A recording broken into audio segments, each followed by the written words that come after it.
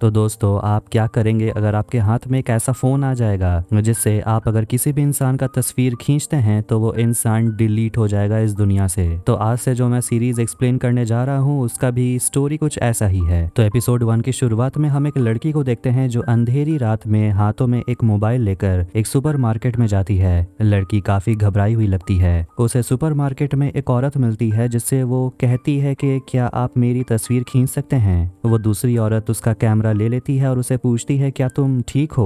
वो लड़की कहती है हाँ मैं ठीक हूँ। और जैसी वो औरत उस लड़की का फोटो खींचती है वो लड़की पलक झपकते ही वहां से गायब हो जाती है। अब कहानी आती है एक हफ्ते पहले। हम समुद्र किनारे एक औरत लिली को देखते हैं जो एम नाम के ऑथर का लिखा हुआ बुक पढ़ रही थी, लॉस्ट एंड फाउंड। और वो ऑथर कोई और नहीं बल्कि उसी लड़की का बॉयफ्रेंड है जो उसके पास ही सोया हुआ था। वो लड़की उसे कहने लगती है कि तुमने जो किताब में लिखा है अगर मैं उस तरह जंगल में खो जाती तो मैं तो किसी को मिलती भी नहीं, बिल्कुल गायब हो जाती। इसके बाद वो दोनों हॉलीडे एंजॉय करने लगते हैं। इसके बाद मिली वहां से जाने वाली होती है और वो अपने ड्राइवर को पैसे दे देती है ताकि वो लिली के पति को ये ना बताए कि वो यहाँ एम से मिलने के लिए आई थी। छुट्टी खत्म होने के बाद लिली अपने घर रून ग्रोज फार्म जाती है जिसका मालिक उसका पति टू है। तो वहीं एम अपने अपार्टमेंट जाता है। दोनों अपना अपना सामान अनपैक कर रहे होते हैं। लिली के पास एम का बुक था जिसमें एक मैसेज लिखा हुआ था कि अगर तुम मेरे साथ घर जैसा महसूस करती हो तो हम दोनों को एक साथ होना चाहिए।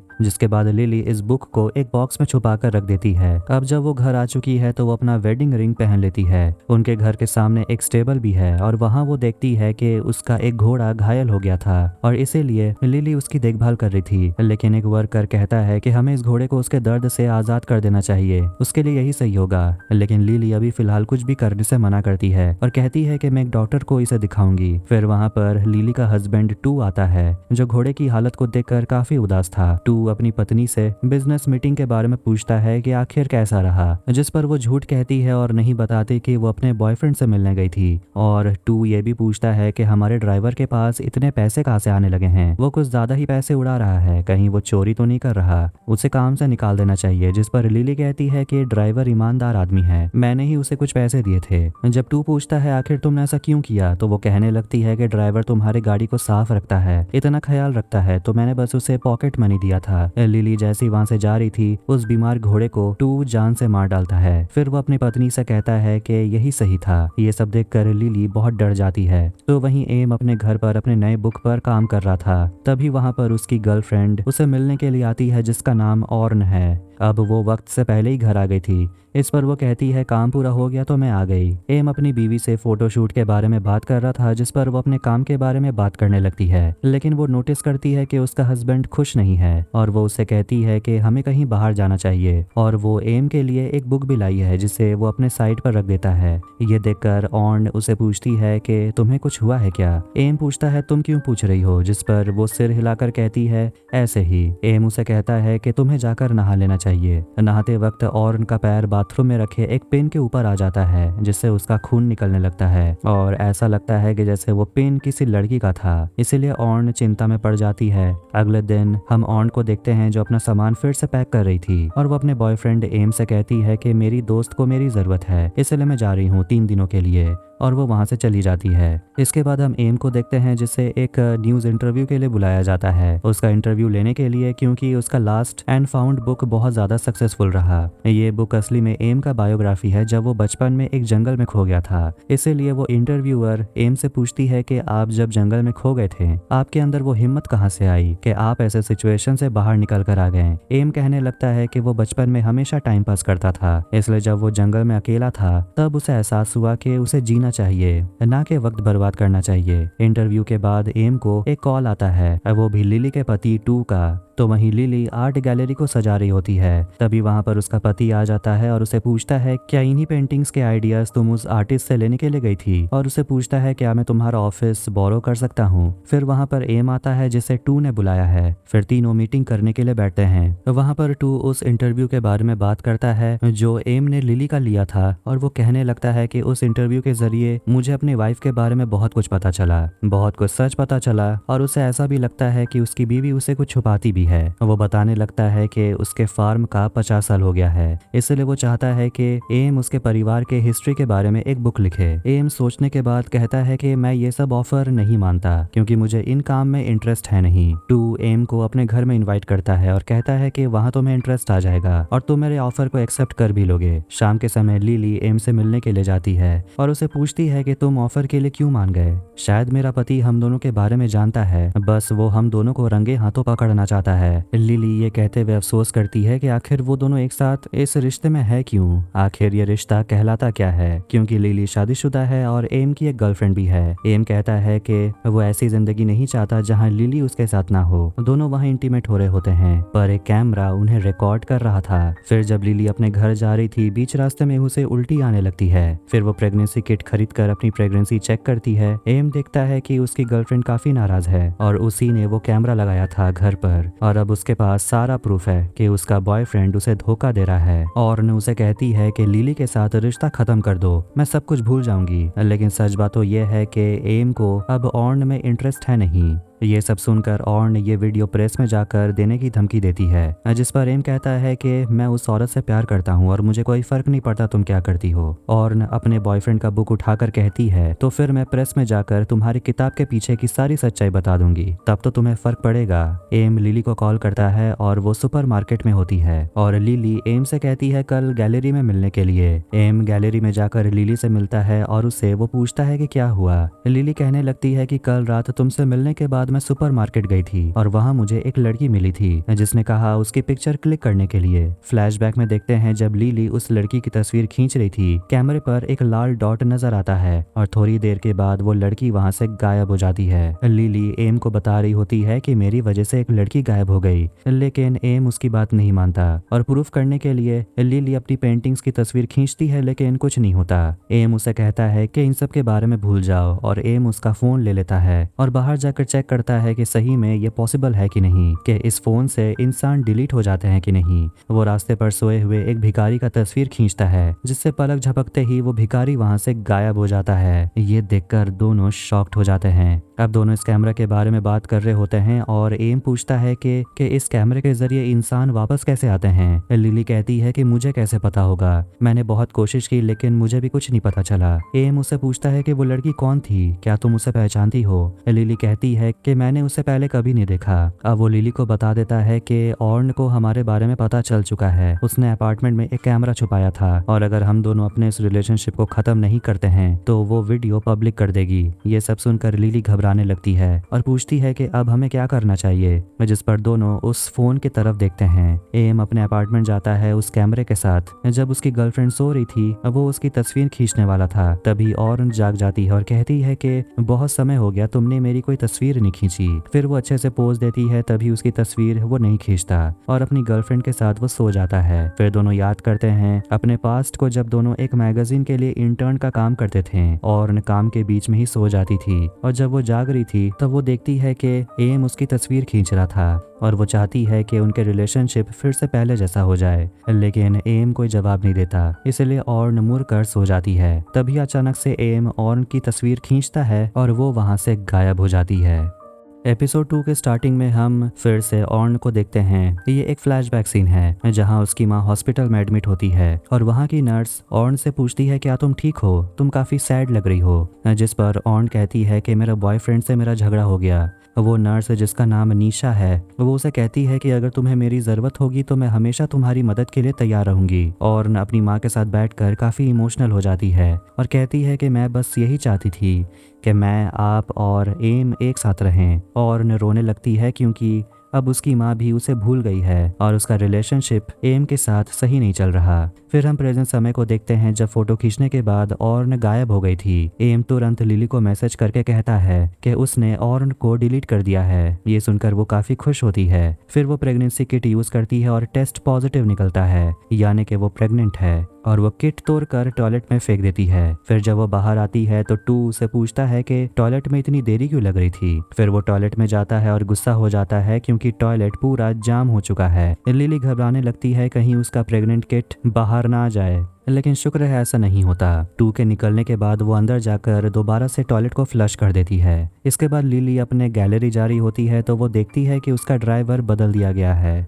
शायद उसका हस्बैंड अब उस पर शक करने लगा है। लिली अपने गैलरी में होती है लेकिन उसका ड्राइवर उस पर हमेशा नजर रखे हुए है। लिली एम से जाकर मिलना चाहती है, इसीलिए वो चुपके से पीछे के रास्ते से वहां से भाग जाती है और पहुंचती है एम के अपार्टमेंट में और वो उसे संभालती है और उसे समझाती है कि हम लोगों को दिखाना होगा कि जैसे कुछ हुआ ही नहीं है। एम लिली को फोन दे देता है। फिर जैसे ही दोनों पार्किंग लॉट में आते हैं, एम को लगता है कि उन दोनों का कोई पीछा कर रहा था। एम गाड़ी का पीछा करता है लेकिन वो आदमी वहां से चला जाता है। एम लिली से कहता है कि शायद टू को हमारे बारे में पता चल गया है, लेकिन लिली को अब कोई फर्क नहीं पड़ता। वो अब अपने शादी से निकलना चाहती है। लिली अपने ड्राइवर के साथ घर जा रही होती है, तभी वो अपने बैग में से उस रहस्यमय फोन को निकालती है और अपने ड्राइवर की तरफ देखती है। घर के अंदर आने के बाद लिली अपने पति को ढूंढते हुए किचन में जाती है जहां टू उसका इंतजार कर रहा था, इसलिए वो फोन निकालती है और उसका तस्वीर खींचने ही वाली थी। तभी वहां पर टू और बहुत सारे लोग आ जाते हैं जो लिली को बर्थडे सरप्राइज देते हैं।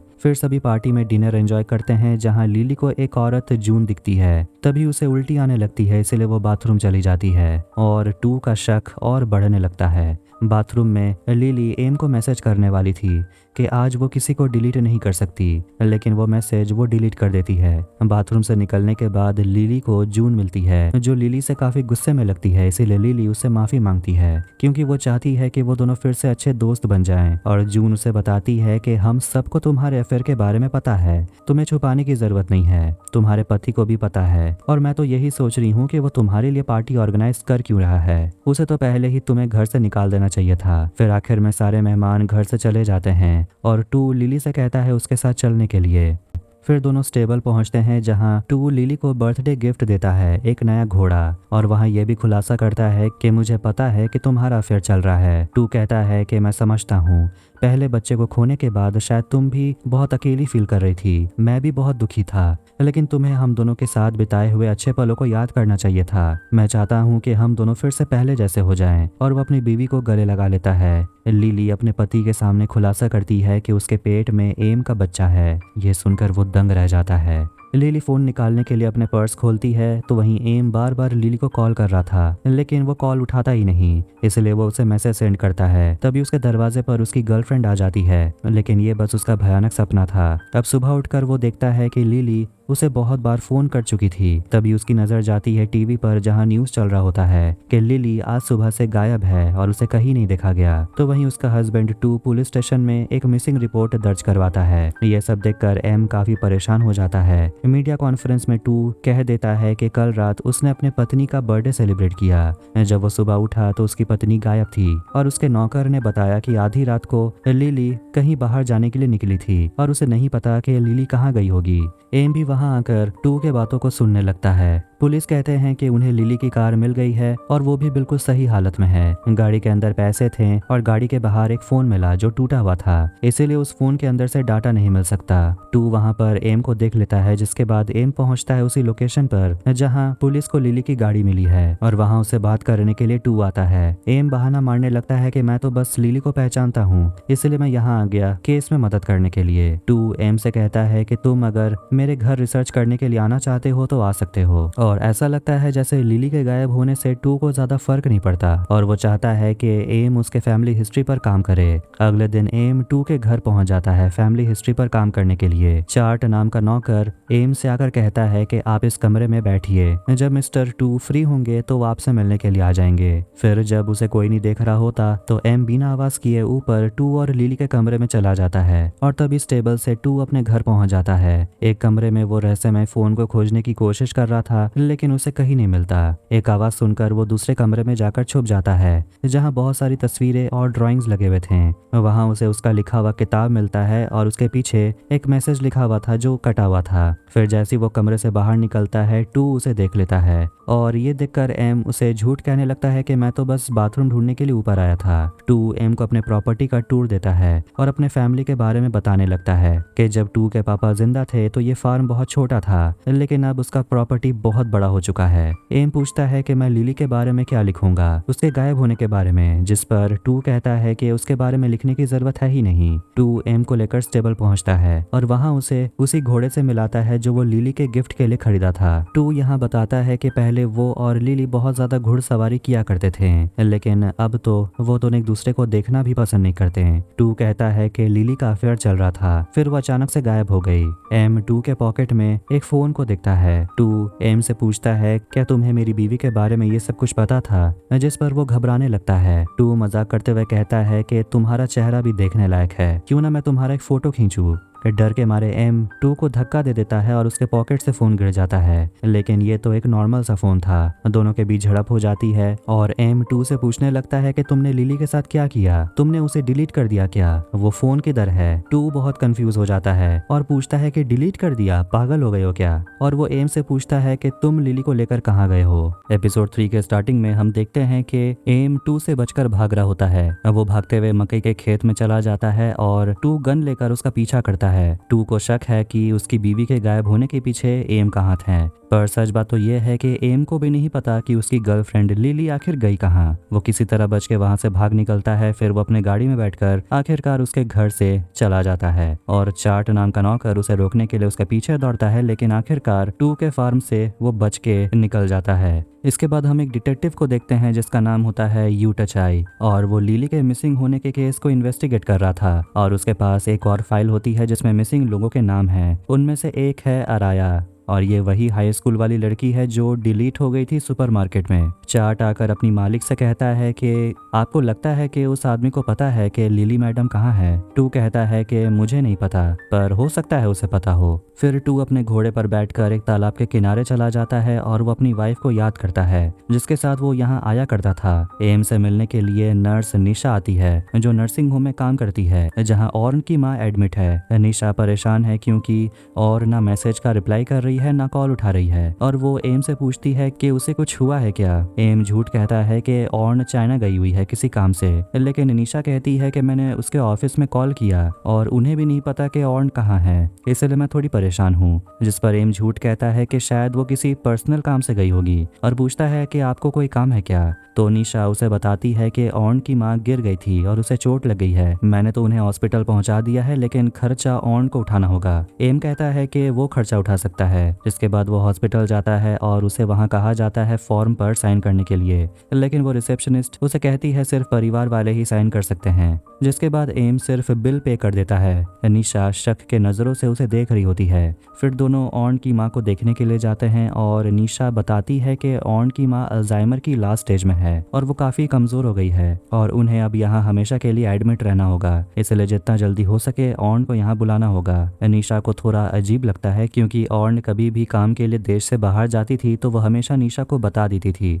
लेकिन इस बार उसने ऐसा नहीं किया, जो काफी अजीब है। एम अपने घर पर आता है और ऑर्न के फोन में मैसेज चेक करता है और देखता है कि उसके दोस्तों के मैसेज आए हुए हैं। निशा का भी मैसेज आया होता है और एम ऑर्न की तरफ से निशा को मैसेज कर देता है कि सिग्नल ना होने की वजह से मैं तुम्हें मैसेज नहीं कर पाई। मैसेज पाकर निशा तुरंत वीडियो कॉल करती है और ऑर्न तो वहाँ है नहीं, इसलिए एम डर के मारे कॉल कट कर देता है। निशा मैसेज करती है क्या तुम सच में ऑन हो, तुम जवाब क्यों नहीं दे रही। ये सब देखकर एम काफी घबराने लगता है और सोचता है कहीं सच बाहर ना जाए, इसलिए वो ऑर्न के सारे चीजों को पैक करके घर से बाहर फेंक देता है। और उसे एक इंटरव्यू में देखते हैं जहाँ उसका ध्यान कहीं और ही था। तभी एक पिक्चर लीक हो जाती है जिसमें एम और लिली एक दूसरे को किस कर रहे थे, जिसे देखकर वो काफी परेशान हो जाता है और ये ब्रेकिंग न्यूज बन जाती है जो टू भी सुन रहा था। फिर उसके घर में डिटेक्टिव पहुंच जाते हैं और टू को बताते हैं कि मैं आपकी वाइफ के मिसिंग केस को इन्वेस्टिगेट कर रहा हूं और हमें पूरा प्रेमिस को चेक करना होगा, मेरे पास वारंट है। डिटेक्टिव और पूरी फॉरेंसिक टीम घर के अंदर तलाशी ले रही होती है और डिटेक्टिव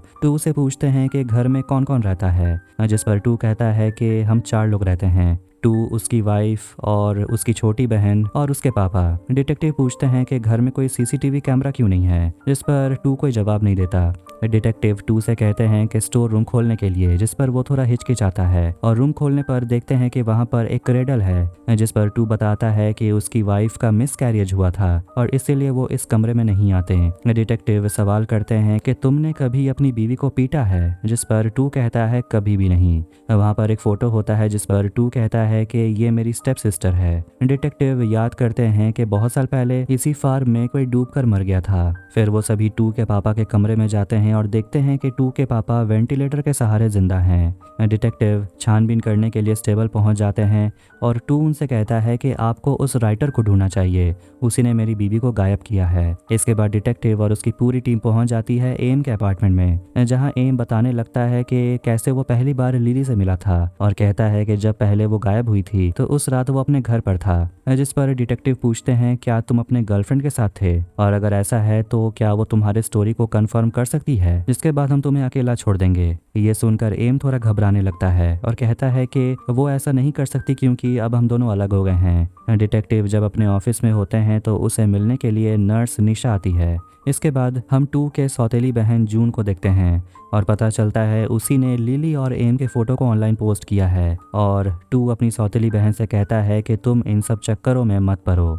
एम को क्वेश्चनिंग के लिए डिटेक्टिव अपने ऑफिस बुलाते हैं और पूछते हैं कि तुमने अपनी गर्लफ्रेंड ऑन के साथ ब्रेकअप कर लिया, लेकिन इस बारे में तुमने निशा को क्यों नहीं बताया जब वो तुमसे मिलने आई थी, और तुमने अपनी गर्लफ्रेंड की माँ के लिए मेडिकल बिल क्यों भरा, ऐसा तुमने क्यों किया। डिटेक्टिव उसे कहता है कि निशा को लगता है कि तुमने ही ऑन के साथ कुछ किया है और उसे ऐसा भी लगता है कि लिली के गायब होने के पीछे भी तुम ही हो, दोनों के गायब होने में कोई कनेक्शन है। एम बात को छुपाने के लिए कहता है कि मैं अपने प्राइवेट लाइफ किसी के साथ शेयर नहीं करना चाहता। डिटेक्टिव पूछते हैं कि तुमने बताया था कि ऑन चाइना गई हुई है, लेकिन ताज्जुब की बात यह है कि तुम्हारी गर्लफ्रेंड के देश छोड़ने का कोई रिकॉर्ड है ही नहीं, तुम झूठ कह रहे हो। इस पर एम बहुत डरने लगता है और कहता है कि मुझे जो और ने बताया मैं वही आपको कह रहा हूँ। डिटेक्टिव एम को उसी के अपार्टमेंट के बाहर का वीडियो रिकॉर्डिंग दिखाते हैं जिसमें एम और लिली बाहर आते जाते हैं, लेकिन एक समय ऐसा आता है जब ऑर्न अंदर तो जाती है लेकिन वो फिर कभी बाहर नहीं निकलती। ये सब देखकर एम काफी गुस्सा हो जाता है और चिल्लाता है, जिससे डिटेक्टिव का हियरिंग डिवाइस खराब हो जाता है, जिस पर डिटेक्टिव कहते हैं कि गन शॉट की वजह से मेरा कान खराब हो गया, लेकिन कान खराब होने का एक फायदा है कि मैं लोगों के चेहरे को अच्छे से पढ़ लेता हूँ। ये सुनकर एम को पसीने आने लगते हैं और वो डिटेक्टिव से कहता है कि मुझ पर इल्ज़ाम लगाने से पहले आपके पास एविडेंस होना चाहिए। डिटेक्टिव बताने लगते हैं कि इससे पहले भी मैंने ऐसी एक केस पर काम किया। एक जवान लड़की है और वो अपने आसपास रहने वाले लोगों को गायब कर रही थी। एक के बाद एक लोग गायब हो रहे थे और ताज्जुब की बात है कि डिटेक्टिव के पास उस लड़की के खिलाफ कोई सबूत नहीं है और एक रात वो सुपरमार्केट के अंदर गई और फिर कभी बाहर नहीं निकली। ऐसा लगता है कि जैसे वो गायब हो गई। डिटेक्टिव एम से कहते हैं कि मैं उस केस को सॉल्व नहीं कर पाया, लेकिन मैं अपनी पूरी जान लगा दूंगा ताकि मैं इस केस को सॉल्व कर पाऊं। जून को स्कूल में उसके अच्छे एकेडमिक परफॉर्मेंस के लिए उसे अवार्ड और सर्टिफिकेट्स दिए जाते हैं। जून पढ़ाई में तो अच्छी है, लेकिन उसकी क्लासमेट्स उसका मजाक उड़ाती हैं और उन्हें बुली करती हैं। जून चर्च के फादर के सामने कन्फेस करती है कि मुझसे एक पाप हुआ है। मैं जानती थी कि ये करना गलत है, लेकिन फिर भी मैं खुद को रोक नहीं पाई। और हम देखते हैं कि वो रहस्यमय फ़ोन उसके पास ही है। अब एपिसोड 4 की शुरुआत में हम जून को देखते हैं और उसे उसकी टीचर क्राउन ज्वेल कंपटीशन का एप्लीकेशन देती है और वो चाहती है कि जून इसमें पार्टिसिपेट करे और स्कूल को नेशनल लेवल पर रिप्रेजेंट करे। टीचर कहने लगती है कि जब मैं तुम्हें देखती हूँ तो मुझे मेरी बेटी याद आ जाती है, वो भी तुम्हारी तरह बहुत इंटेलिजेंट थी। फिर उसकी टीचर वहाँ से चली जाती है और जून अपने ही टीचर के हैंडबैग को चेक करने लगती है और उसे अपने टीचर का वॉलेट मिलता है और एक क्रॉस नेकलेस। लेकिन तभी वहाँ पर एक और लड़का आ जाता है जो कोई और नहीं बल्कि उसी टीचर का बेटा है, टोंग, जो जून को देख लेता है और जून वो नेकलेस वहां से लेकर चली जाती है। वो लड़का टोंग जून से आकर पूछता है कि तुम मेरी मॉम का नेकलेस क्यों चुरा रही हो, जिस पर जून कहती है मेरे पास कोई नेकलेस नहीं है। टोंग कहता है अपना हाथ दिखाओ और उसके हाथ में सच में कुछ नहीं होता, लेकिन असली में जून अपने शर्ट के अंदर नेकलेस को छुपा के रखी थी। अब कहानी जाती है लिली के गायब होने के 1 महीने पहले। हम जून को देखते हैं उसके स्कूल में, वो लॉकर रूम में होती है। फिर उसकी नजर जाती है अपने दोस्त के बैग पर और उसमें से वो एक चीज चुरा लेती है। तभी एक लड़की अपना फोन लेने के लिए अंदर आती है। उस लड़की का नाम है प्लोसाई। कुछ समय के बाद वही लड़की प्लोसाई एक दूसरी लड़की पर चिल्ला रही होती है और इल्जाम लगाती है कि तुमने मेरी चीजों को क्यों चुराया, तुमने कहाँ छुपाया है मेरे चीजों को। जून ये सब देख रही होती है और वो चुपचाप वहां से चली जाती है। घर आकर वो लिली से कहती है कि मैं दूसरे स्कूल में शिफ्ट होना चाहती हूँ क्योंकि इस बोर्डिंग स्कूल में सब एक दूसरे को बुली करते हैं। मैं इन सब से बाहर निकलना चाहती हूँ। और जून अपने पापा से नफरत करती है क्योंकि उसके पापा ने ही उसे इस बोर्डिंग स्कूल में डाला है। और जून सोचती है कि उसके पापा ने ऐसा इसलिए किया क्योंकि जून अपने पापा की असली बेटी नहीं है। लिली जून को संभालती और कहती है तुम्हारे पापा तुमसे बहुत प्यार करते हैं और हम सब तुमसे प्यार करते हैं। लिली और जून में बहन जैसा रिश्ता है और जून लिली को बहुत पसंद करती है। लिली जून का नेल पेंट करने वाली थी लेकिन ब्लू कलर नहीं मिलता, फिर ब्लैक कलर से ही वो उसका नेल पेंट करने लगती है और जून लिली को बस देखते ही रहती है। फिर जून अपने कमरे में आती है और देखते हैं कि उसके बॉक्स में ब्लू कलर का नेल पॉलिश था। अगले दिन जब जून स्कूल जाती है तो वो एक क्लास में अपने टीचर और उसके बेटे टोंग को झगड़ते हुए देखती है क्योंकि टीचर को लगता है कि उसके बेटे ने उसका क्रॉस नेकलेस चुराया है। घर पर जब जून सो रही थी तो वो सुनती है कि लिली और टू एक दूसरे से झगड़ रहे होते हैं। फिर लिली जून के कमरे में आकर सो जाती है और टू दरवाजा पीटते रहता है और कहता है बाहर आने के लिए। लिली जून को गले लगकर रोने लगती है। अगले दिन हम दोनों को देखते हैं तालाब किनारे बैठे हुए। जून लिली से कहती है कि टू बहुत बुरा इंसान है, पता नहीं तुम उसके साथ क्यों रह रही हो। जून सोचती है कि क्या ये बच्चे के मिसकैरेज होने के वजह से लिली और टू के रिश्ते में ये दरार आई है। लिली कहती है कि टू हमेशा मुझ पर चिल्लाता है और हमेशा वो मुझे एहसास दिलाने की कोशिश करता है कि मिसकैरेज होने की वजह मैं ही हूँ। मूड हल्का करने के लिए जून मजाक करते हुए कहती है कि तुम चाहो तो मुझे अडॉप्ट कर सकती हो, हम दोनों कहीं दूर चले जाएंगे। फिर अचानक से जून लिली को किस कर लेती है। लिली उसे पीछे कर देती है जिस पर जून कहती है कि तुम तो मुझे पसंद करती हो। लिली कहती है मैं तो तुम्हें छोटी बहन जैसी मानती हूँ। जून डिसअपॉइंट हो जाती है कि लिली उसे लव नहीं करती और लिली उसे माफी मांगती है कि अगर तुम्हें थोड़ा सा भी लगा हो कि मैं तुमसे प्यार करती हूँ, और वो वहाँ से चली जाती है। जून अकेले रोने लगती है। फिर एक दिन बोर्डिंग स्कूल में जब जून अकेली थी तो वो लिली को वॉइस मेल सेंड कर देती है और कहती है कि माँ के जाने के बाद सिर्फ तुम ही हो जो मेरे साथ अच्छे से बात करती हो, और अगर तुम मुझे छोटी बहन मानती हो तो छोटी बहन ही सही, बस मुझे छोड़कर जाना मत। उस रात को छुपकर वो अपने बोर्डिंग स्कूल से घर आ जाती है, लेकिन वो रास्ते में लिली को एम के साथ देख लेती है। दोनों गाड़ी में एक दूसरे को किस करते हैं और ये देखकर जून का दिल टूट जाता है। वो काफी गुस्से में आ जाती है और उनका फोटो क्लिक कर लेती है। इसके बाद वो घर आकर स्टेबल से लिली के घोड़े को खुला छोड़ देती है। फिर टू आकर अपनी बहन को डांट लगाता है कि तुमने ऐसा क्यों किया, तुमने घोड़े को बाहर क्यों आने दिया, उस घोड़े का पैर टूट गया। तब जाकर जून अपने भाई को लिली का तस्वीर दिखाती है और तब टू को अपनी बीवी के अफेयर के बारे में पता चल जाता है। फिर एपिसोड 1 वाले सीन को देखते हैं जब टू उस घोड़े को गोली मार देता है लिली के सामने। जून जाती है ब्लू नेल पॉलिश लिली को लौटाने के लिए और उस बॉक्स में उसे एम का लिखा हुआ बुक मिलता है जिसे लिली छुपा दी थी, और उस बुक के पीछे एम का लिखा हुआ मैसेज भी था जिसे पढ़कर जून के आंख में से आंसू गिरने लगते हैं और वो गुस्से में उस मैसेज को काट देती है। और इसीलिए वो लिली के बर्थडे में इतनी गुस्से में थी और उसे लिली के कमरे में रहस्यमयी फोन मिल जाता है और दोनों में झगड़ा होने लगता है जो हमने एपिसोड 2 में देखा था, जहाँ वो लिली को बता देती है कि सबको तुम्हारे अफेयर के बारे में पता चल चुका है। अपने कमरे में आने के बाद जून उस फोन को ऑन करके देखने लगती है और उससे खुद की तस्वीर खींचती है, लेकिन कुछ नहीं होता। फिर वो उसमें कुछ और लोगों के फोटोज को देखती है जिसमें किसी का भी चेहरा साफ साफ नजर नहीं आ रहा था। फिर कमरे में बाहर से एक बिल्ली आ जाती है और जून उस बिल्ली की तस्वीर खींचती है। एक तेज फ्लैशलाइट निकलता है और कुछ सेकंड्स में बिल्ली वहां से गायब हो जाती है। ये देखकर जून शॉक्ड हो जाती है। इसके बाद जून लिली की तस्वीर खींचने के लिए जाती है और उसी के बाद वो चर्च में कन्फेस करती है कि उसे बहुत बड़ा पाप हो गया और उनके गायब होने का न्यूज हेडलाइन बन जाता है और सब एम पर इल्जाम लगाते हैं कि उसी ने कुछ किया होगा, उसी ने अपनी गर्लफ्रेंड को मार दिया और उसका बुक भी फेक है, ये भी लोग कहने लगते हैं। फिर वो अपने वायरल तस्वीर को देखता है और उसे रिफ्लेक्शन में जून का चेहरा नजर आता है। जून अपने स्कूल में भी उस फोन को लेकर जाती है और वो अपने टीचर को क्रॉस नेकलेस उसके बैग के पास रख देती है, लेकिन तभी टीचर का बेटा टोंग उस नेकलेस को फेंक देता है। जून उसे पूछती है तुमने ऐसा क्यों किया। टोंग बस अपनी मरी हुई बहन को भुलाना चाहता है और वहां से वो चला जाता है। एम जून से मिलने के लिए स्कूल पहुंच जाता है। डिटेक्टिव की नजर भी एम पर होती है। एम और जून मिलते हैं और एम उसे पूछता है कि तुमने वो फोटो ऑनलाइन पोस्ट किया, और वो उसे पूछता है कि लिली कहाँ है और उसे वो फोन का स्केच दिखाता है और कहता है फोन देने के लिए, लेकिन तभी वहाँ पर टोंग पहुंच जाता है और ये देखकर एम वहाँ से चला जाता है। क्लास होने के बाद जैसे ही जून अपने बिस्तर तक आती है वो देखती है कि उसका बिस्तर पूरा खराब किसी ने कर दिया है। अब वो लड़की प्लोसाई जो अपना सामान पहले ढूंढ रही थी, उसे अपना परफ्यूम जून के लॉकर में मिल जाता है और बाकी स्टूडेंट्स के भी खोए हुए सामान जून के लॉकर में मिलते हैं। जून भागकर बाथरूम में छिप जाती है, लेकिन वो लड़की प्लोसाई आकर उसे बाहर निकलने को कहती है और दोनों में लड़ाई हो जाती है। सभी लड़कियां जून को पकड़ लेती हैं और वो मिलकर जून को बुली करती हैं और उन्हें जून के पॉकेट से वो रहस्यमय फोन मिल जाता है। प्लोसाई जून का तस्वीर खींचने वाली होती है, लेकिन जून उसे कहती है प्लीज ऐसा मत करना। दूसरी लड़कियां भी कहती है फोटो मत खींचना, वरना अगर ये फोटो बाहर आ गया तो हम लोग फंस जाएंगे। जिस पर प्लोसाई रुक जाती है और जून को वो बाथरूम में बंद करके चले जाते हैं। फिर अगले दिन एक साफ सफाई करने वाला आदमी बाथरूम में आता है, तब जाकर जून बाहर निकलती है। गुस्से में जून प्लोसाई के पास जाती है और कहती है फोन देने के लिए, और वो लड़की फोन को पानी भरे हुए बाल्टी में फेंक देती है। जून उस फोन को उठाकर प्लोसाई की तस्वीर खींचती है, जिससे तेज फ्लैशलाइट निकलता है और वो शैतान लड़की प्लोसाई वहां से गायब हो जाती है। लेकिन ये सब होते हुए टोंग देख लेता है।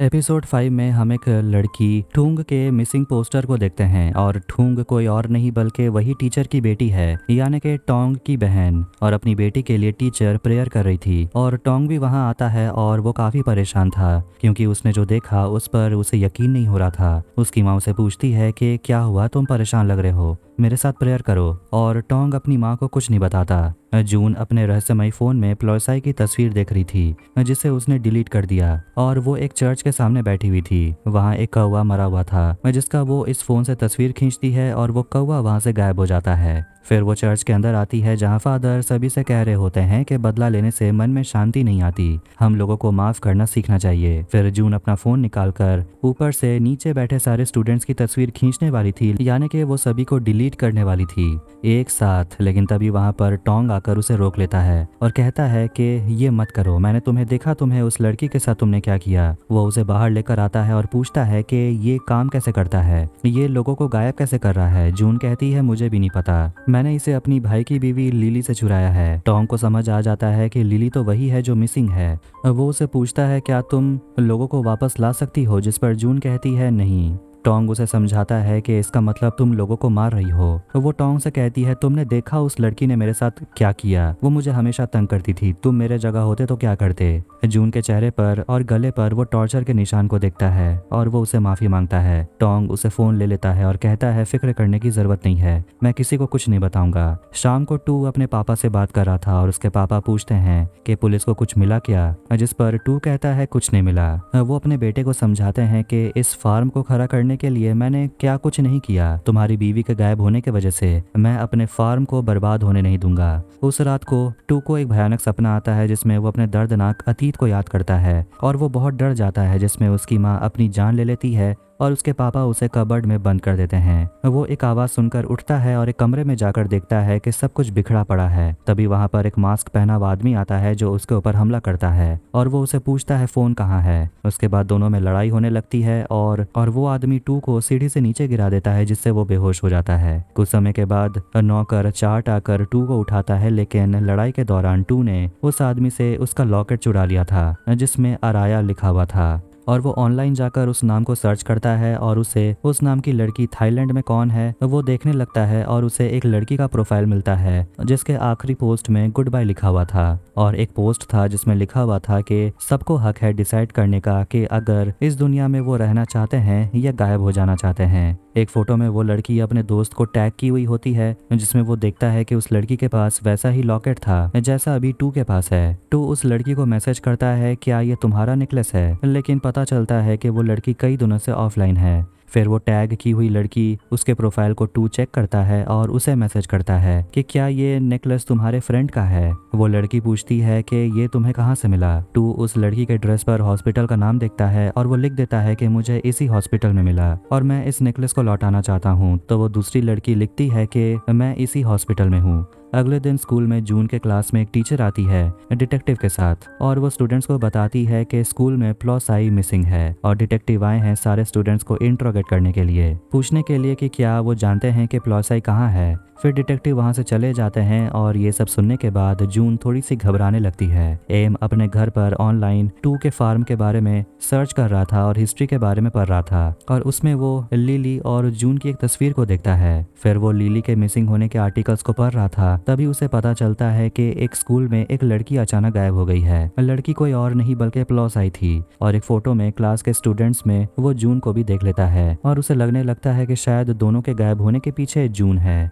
चर्च में गायब हुई लड़की प्लॉसाई के लिए प्रेयर रखवाया जाता है। जून को मैसेज आता है कि मुझे पता है कि तुमने उस लड़की के साथ क्या किया। ये देखकर वो घबराने लगती है और उसे पूछती है कि तुम कौन हो, तुम क्या चाहते हो। फिर उसे मैसेज आता है कि अगर तुम चाहती हो किसी को पता ना चले तो मुझे वो फोन लौटा दो। जून टोंग को कॉल करके बता देती है कि किसी को फोन के बारे में पता चल गया है और उसी ने मुझे मैसेज भेजा। उसे पता है कि प्लॉसाई के साथ क्या हुआ और वो कहती है फोन मुझे लौटा दो। फिर जून जाती है उस आदमी से मिलने के लिए जो उसे मैसेज कर रहा था। वो जून से कहता है मुझे फोन लौटा दो। वो झूठ कहती है मेरे पास फोन नहीं है। वो आदमी बंदूक निकाल लेता है। जून कहते रहती है सच में मेरे पास फोन नहीं है और गुस्से में वो आदमी उसे धक्का देकर गिरा देता है। एम स्कूल पहुंच जाता है जून से मिलने के लिए। आदमी गन लेकर जून को डराने की कोशिश करता है ताकि वो सच बताए। तभी वहां टोंग आ जाता है फोन लेकर और कहता है जून को छोड़ देने के लिए वरना वो उसकी तस्वीर खींच लेगा। तभी उन लोगों में झड़प हो जाती है और किसी तरह दोनों वहां से भाग जाते हैं। अब उस आदमी के पास फोन है जो दोनों की तस्वीर खींचकर दोनों को डिलीट करने की कोशिश करता है और एक फ्लैशलाइट बाहर से एम देख लेता है तो वहीं तीनों में फोन लेने को लेकर झगड़ा होने लगता है और सीढ़ी से नीचे गिरने के वजह से टोंग का पैर टूट जाता है और जैसे ही जून उसे बचाने के लिए नीचे जाती है वो आदमी जून का तस्वीर खींच लेता है जिससे कुछ ही सेकंड में वो वहां से गायब हो जाती है। टोंग किसी तरह रेंगते हुए नीचे आता है और उसे एम मिलता है और पूछता है क्या तुम ठीक हो। वो जाकर ऊपर चेक करता है और उसे पूछता है कि हुआ क्या था।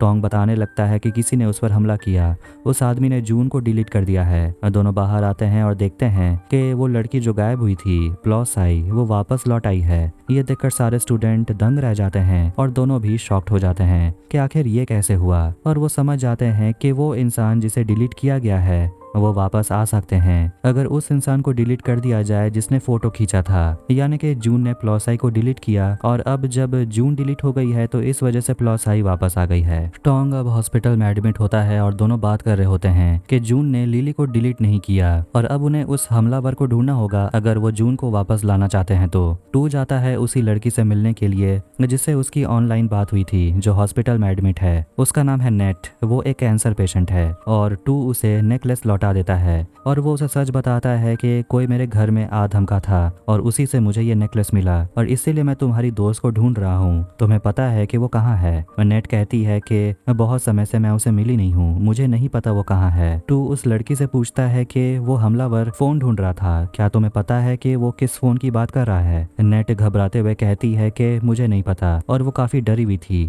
टू समझ जाता है लेकिन नेट इस बारे में बात नहीं करना चाहती। टू उससे मदद की भीख मांगता है और कहता है कि मेरी बीवी मिसिंग है और अगर मैं उस लड़की से मिलता हूँ तो पता चल जाएगा कि मेरी बीवी कहाँ गई है। नेट बताने लगती है कि इस सब के पीछे मेरी दोस्त के पापा का हाथ है। टू पूछता है कि उसके पापा कौन है, जिस पर नेट उसे फोटो दिखाती है। हॉस्पिटल में टोंग एम को बता रहा होता है कि लड़ाई के दौरान मुझे याद है कि उस हमलावर का हियरिंग डिवाइस गिर गया था। ये सुनते ही एम को समझ आ जाता है कि वो हमलावर कोई और नहीं बल्कि खुद डिटेक्टिव था जिसके पास वो रहस्यमयी फोन है। एम सब कुछ समझ आता है कि वो लड़की डिटेक्टिव की बेटी थी और वही सबको गायब कर रही थी और उसी ने खुद को फर्स्ट एपिसोड में डिलीट कर लिया। सब जानने के बाद वो हॉस्पिटल से बाहर निकलता है और उसे एक अननोन नंबर से कॉल आता है और फोन में कोई और नहीं बल्कि उसकी बीवी लिली थी जो घबराते हुए मदद मांगती है और कहती है कि मुझे किडनैप कर लिया गया था।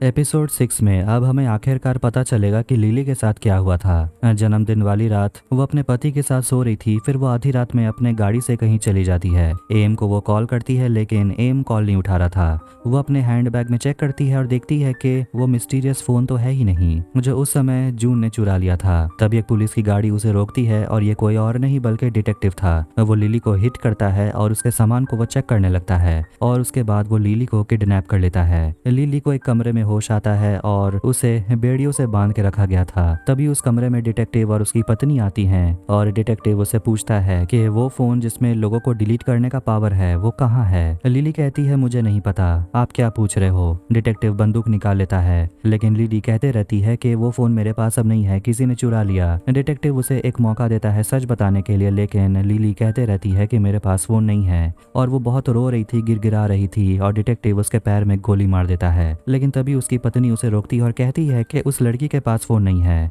अब रुक भी जाओ। वो उसे बाहर कर देती है और डिटेक्टिव की पत्नी उसके पैरों पे कपड़ा बांधती है और वो औरत लिली से पूछती है कि जिस लड़की को तुमने डिलीट किया तुम्हें पता है वो कौन है। उस लड़की का नाम क्लेयर था, वो हमारी बेटी है। अब कुछ दिन गुजर जाते हैं और न्यूज़ में एम और लिली के किस करने की तस्वीर वायरल हो जाती है जिसे लिली देख रही थी। फिर चैनल पर उसका पति टू आता है और वो कहने लगता है कि अगर पुलिस से कुछ नहीं होगा तो वो अपनी जान लगा देगा अपनी बीवी को वापस घर लाने के लिए और वो अपनी पत्नी से वादा करता है कि मैं तुम्हें ढूंढ निकालूंगा। लिली किसी तरह बिस्तर से नीचे उतरती है, खुद को छुड़ाने की कोशिश करती है लेकिन कुछ काम नहीं आ रहा था। फिर वो किसी तरह अपने बेड को खींचकर खिड़की के करीब लाती है। तभी वहाँ डिटेक्टिव की पत्नी आ जाती है पानी लेकर। वो नीचे से रिमोट उठाती है और देखती है कि फ्लोर का कागज फटा हुआ है, यानी कि लिली भागने की कोशिश कर रही थी और वो औरत खिड़की के बाहर चिल्ला चिल्ला कर उसे दिखाती है कि मदद मांगने का कोई फायदा नहीं क्योंकि आसपास कोई है ही नहीं। तो अगर लिली खिड़की के करीब चल भी जाती है तो वो कुछ नहीं कर पाएगी। लिली के हाथ में कट आ गया है और वो औरत उसे फर्स्ट एड देती है और लिली उसे कहती है कि मैं तुम्हारी बेटी को डिलीट नहीं करना चाहती थी, उसने बस मुझसे कहा फोटो खींचने के लिए और मुझे यहाँ बंद करके क्लेयर वापस तो नहीं आ जाएगी। उसकी माँ कहती है कि जब तुम हमारे पास हो तो क्लेयर भी जरूर वापस आएगी। वो औरत बताती है कि जब हमें फोन मिल जाएगा तो हम तुम्हें डिलीट कर देंगे और हमारी बेटी वापस आ जाएगी। फिर हम जाते हैं फ्लैशबैक में जब हम देखते हैं कि क्लेयर की माँ हॉस्पिटल में नर्स का काम करती थी और स्कूल से आने के बाद क्लेयर हॉस्पिटल में ही अपनी माँ का इंतजार करती थी ताकि दोनों एक साथ घर जा सकें और वो वहाँ पेशेंट के साथ बातें किया करती थी। एक पेशेंट के साथ वो काफी करीब थी और एक दिन वो पेशेंट गायब हो जाती है। ताज्जुब की बात यह है कि पेशेंट पैरालाइज थी और वो चल भी नहीं सकती थी, तो वो गायब हुई कैसे। तभी एक के बाद एक पेशेंट गायब होने लगते हैं और उन पेशेंट्स को आखिरी बार क्लेयर ने देखा था। उसकी माँ कहती है कि क्लेयर ये सब कैसे कर रही थी नहीं पता, लेकिन आखिर में उसकी माँ को पता चल गया कि क्लेयर ये सब कैसे कर रही थी। इसके बाद हम क्लेयर को देखते हैं जो उस कैंसर पेशेंट नेट से मिलती है और उसे भी वो डिलीट करने का सोच रही थी और क्लेयर को लगता है कि इन मरीजों को डिलीट करने से उन्हें उनके दर्द से वो छुटकारा दिला रही है। नेट चाहती है कि क्लेयर उसे डिलीट कर दे लेकिन क्लेयर कहती है कि तुम्हारे पास अभी भी उम्मीद है, तुम ठीक हो सकती हो। नेट रोने लगती है और कहती है कि तुम्हें भी पता है कि मैं शायद ही और कितने महीने जिंदा रहूंगी। मेरी माँ के ऊपर कर्जा हो गया है, सारा पैसा हॉस्पिटल में पानी की तरह बह रहा है, किस लिए, एक ना एक दिन तो मैं मर ही जाऊंगी। इसलिए क्लेयर अपनी दोस्त की बात मानकर उसकी तस्वीर खींचती है और वो नेट को डिलीट कर देती है और दरवाजे के बाहर से ये सब कुछ उसकी माँ देख लेती है। अंदर आकर वो काफी गुस्सा होती और पूछती है कि ये फोन तुम्हें कहाँ से मिला, तुम्हारी वजह से सारे पेशेंट्स गायब हो रहे हैं। क्लेयर कहती है कि सब मेरे से भीख मांग रहे थे कि मैं उन्हें छुटकारा दिला दूं। उसकी माँ उसे गले लगा लेती है। घर आकर क्लेयर काफी रो रही थी और जब उसकी माँ कमरे में आती है उसे डिनर के लिए बुलाने के लिए तो क्लेयर कमरे में नहीं थी और वो अपना नेकलेस और चिट्ठी छोड़कर जाती है जिसमें लिखा हुआ था कि जो भी हुआ मेरी गलती से हुआ। फिर एक दिन उसकी माँ को पता चल गया कि सुपरमार्केट से उसकी बेटी गायब हो गई थी। डिटेक्टिव सीसीटीवी फुटेज देख रहा था और वहां से वो लिली को जाते हुए देखता है। क्लेयर के जाते ही सारे मिसिंग पेशेंट वापस आ गए लेकिन उनके साथ क्या हुआ उन्हें याद ही नहीं था। तब जाकर उन्हें समझ आया कि क्लेयर को वापस लाना है तो उन्हें क्या करना होगा। लिली क्लेयर की माँ से कहती है कि मेरे बच्चे के पैदा होने तक क्या आप रुक सकते हैं। ये सुनकर वो औरत शॉक्ड हो जाती है कि लिली प्रेग्नेंट है। तभी उस औरत को उसके डिटेक्टिव पति का कॉल आता है जो कहता है कि उसे फोन मिल गया, वो भी स्कूल से। लिली समझ आती है कि फोन जून के पास था। जब औरत बाहर बैठी हुई थी लिली के कमरे से आवाज आती है और वो देखती है कि लिली उल्टी कर दी है और तभी लिली उस औरत के गले को घोंटने लगती है और उसका चाबी लेकर अपना हाथ खोल लेती है। फिर उसके बाद दोनों में झड़प हो जाती है और आखिर में लिली उस औरत को बिस्तर से बांध देती है और वहां से भाग जाती है। डिटेक्टिव अपने घर आ रहा था और वो जाकर देखता है कि लिली भाग गई है। लिली किसी तरह एक सुपरमार्केट पहुंच जाती है और एक एम्प्लॉयर से उसका फोन मांगती है और उससे वो टू को कॉल करती और उसे बताती है कि वो जिंदा है और उसे किडनैप कर लिया गया था और बता देती है कि वो एक सुपरमार्केट में है। इसके बाद वो असिस्टेंट उसे कमरे में ले जाता है ताकि ताकि वो वहाँ आराम कर सके। इसके बाद वो असिस्टेंट पुलिस को कॉल कर देता है और बता देता है कि वो मिसिंग औरत मिल गई है। लेकिन टू के पहुंचने से पहले डिटेक्टिव सुपरमार्केट पहुंच जाता है और असिस्टेंट डिटेक्टिव को लेकर कमरे में जाता है जहां उसने लिली को रखा था, लेकिन डिटेक्टिव पहले उस असिस्टेंट को डिलीट कर देता है और उस कमरे में लिली नहीं थी। सीसीटीवी कैमरा में देखता है कि लिली भागकर स्टोर रूम में छिप गई है। डिटेक्टिव सारे सीसीटीवी फुटेज को बर्बाद कर देता है। तभी सुपरमार्केट में टू पहुंच जाता है। पैर से निकलते हुए खून के धब्बे को फॉलो करते हुए डिटेक्टिव लिली के पीछे जाता है और लिली एक कमरे में छुप जाती है। तभी वहां डिटेक्टिव आ जाता है। उसके हाथ में फोन भी था। वो लिली को डिलीट करने वाला था अपनी बेटी को वापस लाने के लिए और वो फोटो खींचकर लिली को डिलीट कर देता है और बाहर से टू ये सब कुछ देख लेता है और वो शॉक में था। अब एपिसोड 7 में जैसे ही लिली डिलीट हो जाती है वैसे ही क्लेयर इस दुनिया में वापस आ जाती है। टू डिटेक्टिव को पकड़ने के लिए जाता है, लेकिन डिटेक्टिव उसका तस्वीर खींचकर उसे डिलीट करने की कोशिश करता है, लेकिन आखिर में वो टू को एक कमरे में बंद कर देता है। तो वहीं सुपरमार्केट में डिटेक्टिव देखता है कि उसकी बेटी वापस आ गई है। दूसरी तरफ से टू बाहर निकल आता है। क्लेयर पूछ रही होती है कि मैं यहाँ कैसे आ गई। उसके पापा उसे लेकर वहां से निकलते हैं और टू उनके पीछे जाता है, लेकिन वो दोनों वहां से निकल चुके थे। इसलिए टू अपने गाड़ी में बैठकर उनका पीछा करने लगता है। रास्ते में बहुत अंधेरा था, लेकिन फिर भी वो गाड़ी का स्पीड बढ़ाता है। दूसरी तरफ डिटेक्टिव का गाड़ी था और क्लेयर पूछ रही होती है कि वो आदमी हमारा पीछा क्यों कर रहा है। एम तुरंत डिटेक्टिव के घर के लिए निकलता है। तो वहीं डिटेक्टिव अपनी बेटी को लेकर घर आता है और उसकी माँ भी क्लेयर को देखकर बहुत खुश होती है और उसे बताती है कि तुम्हारे पापा ने उस औरत को डिलीट कर दिया जिसने तुम्हें डिलीट किया था और तुम वापस आ गई। क्लेयर कहती है मैं चाहती थी कि वो मुझे डिलीट करे, मैं यहाँ और नहीं रहना चाहती। ये सुनकर दोनों हक्के बक्के रह जाते हैं कि आखिर ये लड़की क्या बोल रही है। डिटेक्टिव काफी गुस्सा हो जाते हैं और वो अपनी बेटी को थप्पड़ लगाते हैं और कहते हैं कि तुम्हें पता भी है कि यहाँ हम कितने परेशान हो रहे थे, हमें कितना कुछ करना पड़ा तुम्हें लाने के लिए। वो अपना बंदूक रेडी करता है क्योंकि टू कभी भी यहाँ पहुंच सकता है। उसकी पत्नी पूछती है क्या हमें यहाँ से भाग जाना चाहिए। डिटेक्टिव कहता है तो फिर हमें अपनी पूरी जिंदगी भागना पड़ेगा। एक आवाज को सुनकर डिटेक्टिव बंदूक लेकर बाहर निकलता है और जब वो अंदर आता है तो देखता है कि टू उसकी पत्नी और क्लेयर को गन पॉइंट पे पकड़ लिया है। टू डिटेक्टिव से कहता है बंदूक नीचे फेंक देने के लिए और पूछता है फोन कहाँ है, वो मुझे दे दो वरना वो क्लेयर को मार देगा। लेकिन जैसे ही डिटेक्टिव फोन निकालता है टू उस पर गोली चलाता है और डिटेक्टिव बचकर वहां से भाग निकलता है। टू जंगल की तरफ भाग जाता है डिटेक्टिव का पीछा करते हुए और डिटेक्टिव टू का फोटो खींचने की कोशिश करता है, जिसके वजह से टू के हाथ से उसका बंदूक गिर जाता है और टू डिलीट ना हो जाए इसीलिए वो उल्टे पैर भागने लगता है। फिर आखिर में दोनों फाइट करने लगते हैं और जैसे ही टू का डिटेक्टिव तस्वीर खींचने वाला था किसी तरह टू उस पर हमला करके भागता है। अपने पुलिस दोस्त से मिले एड्रेस पे एम पहुंच जाता है डिटेक्टिव को ढूंढते हुए और वो डिटेक्टिव के घर के अंदर जाता है। डिटेक्टिव टू को मजबूर करता है बाहर आने के लिए और कहने लगता है कि मैंने तुम्हारी वाइफ को डिलीट किया,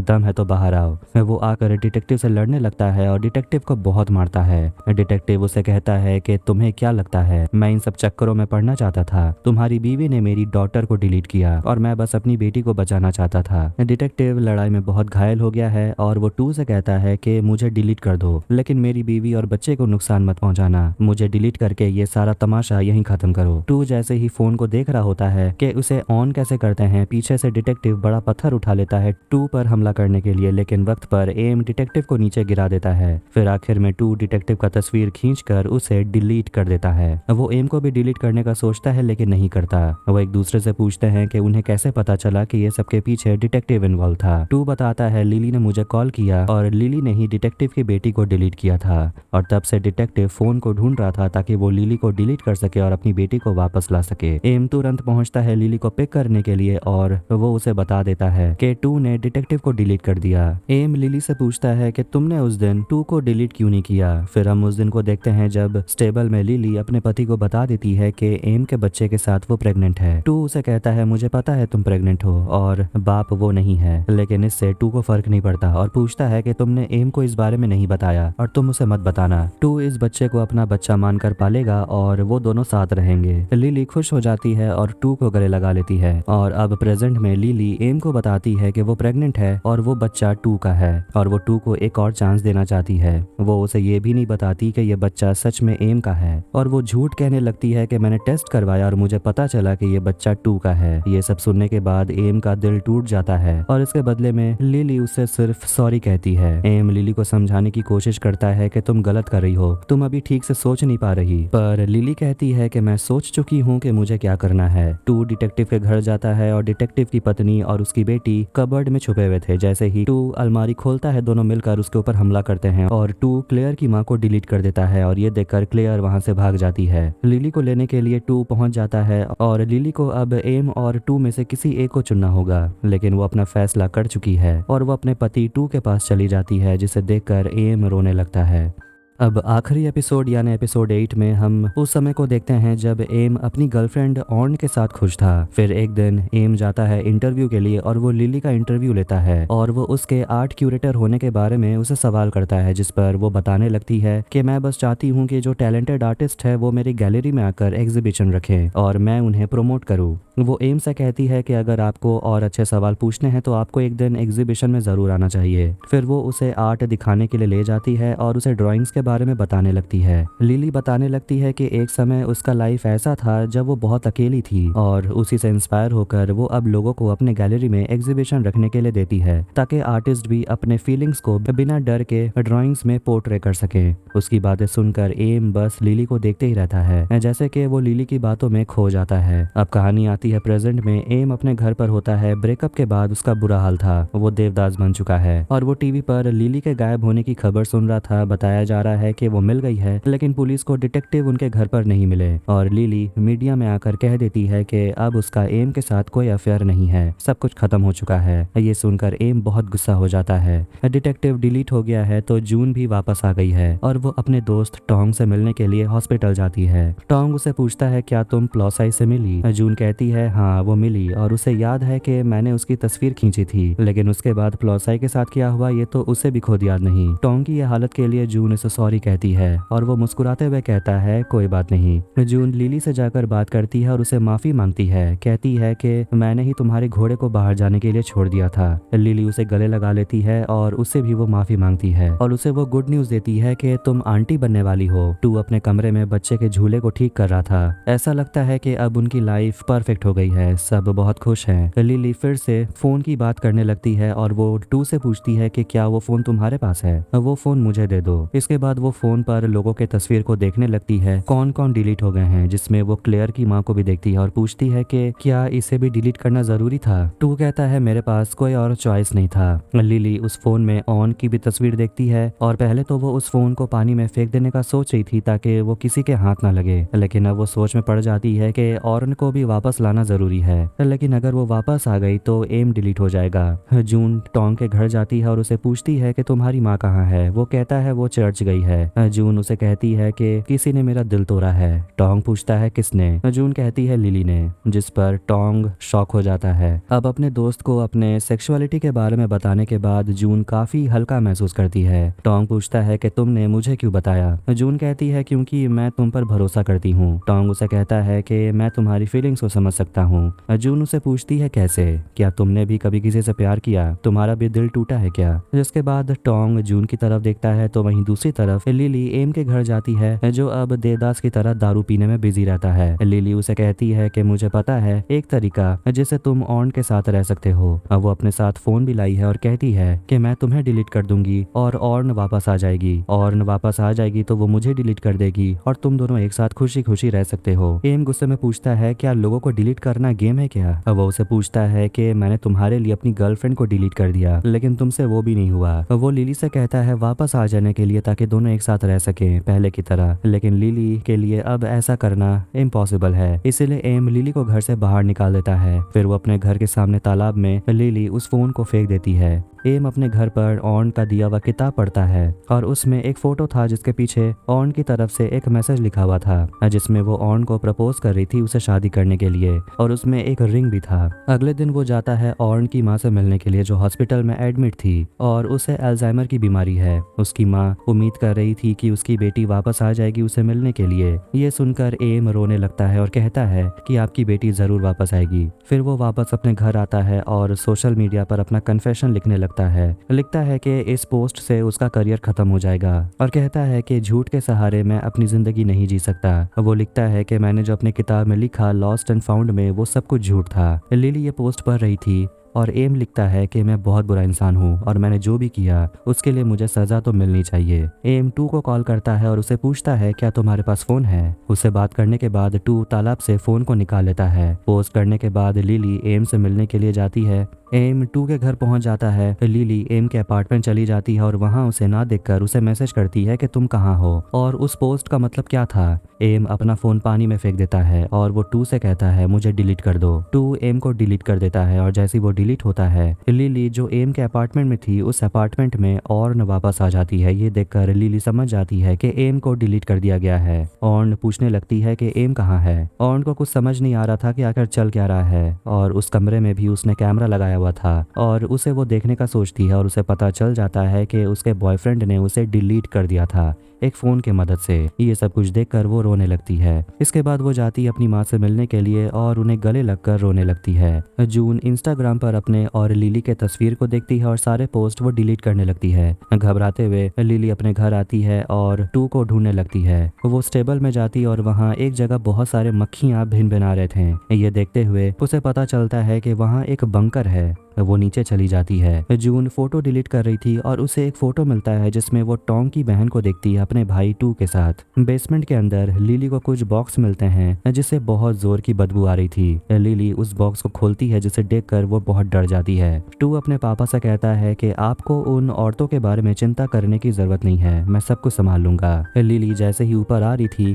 तभी वहां पर टू आ जाता है और वो नीचे जाता है बंकर में और सारे बॉक्सेस को खोलने लगता है। लेकिन एक बॉक्स खुला हुआ था, मतलब कि कोई तो नीचे है और उस बॉक्स के अंदर होती है लड़कियों की सड़ी हुई डेड बॉडीज और उसमें से एक टॉम की बहन ठूंग भी थी। इंस्टाग्राम पर वो फोटो देखकर जून बहुत ज्यादा घबराने लगती है। तो वहीं लिली भी बेसमेंट में छुपी हुई थी और वो देखती है कि उसका पति सारे डेड बॉडीज की तस्वीर खींचकर सारे डेड बॉडीज को डिलीट कर देता है। जून उस फोटो को टॉम को भेजने वाली थी लेकिन नहीं भेजती। लिली ये सब कुछ देखकर बहुत ज्यादा घबराने लगती है। वो बहुत डर जाती है और उसकी आवाज टू सुन लेता है और उसके वो करीब आने लगता है और इसी के साथ ये सीरीज यहीं खत्म हो जाती है। तो आखिर एम को ठुकराकर लिली ने अपने पति को चुना।